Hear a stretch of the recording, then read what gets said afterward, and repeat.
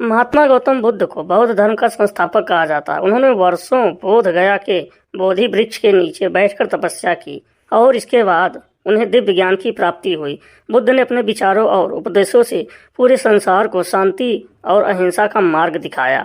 इसलिए कहा जाता है कि बुद्ध के विचार आपका जीवन बदल सकते हैं।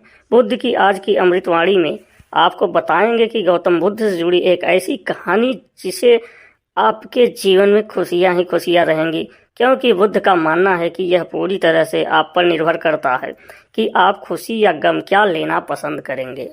एक बार की बात है, बुद्ध एक गांव से गुजर रहे थे, लेकिन उस गांव में लोगों के बीच गौतम बुद्ध को लेकर गलत धारणा थी, जिस कारण वो बुद्ध को अपना दुश्मन मानते थे। जब उस गांव में बुद्ध आए तो गांव वाले उन्हें बहुत बड़ा भला और बुरा कहने लगे और बद्दुआएं देने लगे, लेकिन इसके बावजूद भी बुद्ध गांव वालों की बात शांति से और मुस्कुराकर चुपचाप सुनते रहे।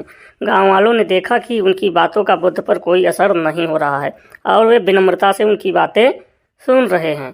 गांव वाले जब बोलते बोलते थक गए तो आखिर में बुद्ध ने कहा कि यदि आप सभी की बातें समाप्त हो गई हो तो मैं अब प्रस्थान करूं। आगे क्या हुआ?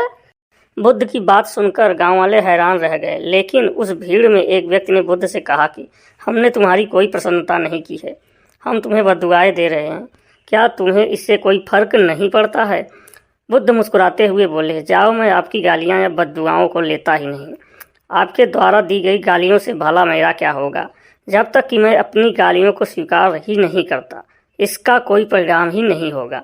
जानते हैं, कुछ दिन पहले एक व्यक्ति ने मुझे बहुत सारे उपहार दिए, लेकिन मैंने उसे लेने से मना कर दिया। जब मैं लूँगा ही नहीं तो कोई मुझे कैसे दे पाएगा? बुद्ध ने कहा, बताइए, अगर मैंने उपहार नहीं लिया तो उपहार देने वाले व्यक्ति ने क्या किया होगा? भीड़ में से किसी ने कहा, व्यक्ति ने अपने उपहार को अपने पास रख लिया होगा। बुद्ध ने कहा, मुझे आप सब पर इसलिए दया आती है क्योंकि मैं आपकी इन गालियों को लेने में असमर्थ हूँ और आपकी ये गालियाँ आपके पास ही रह जाएंगी। तो बच्चों, इस कहानी से हमें क्या सीख मिलती है?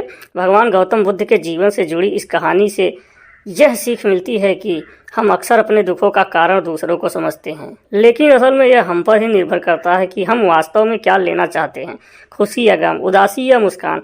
यकीन मानिए, ये छोटी सी कहानी जीवन में एक बड़ा बदलाव ला सकती है।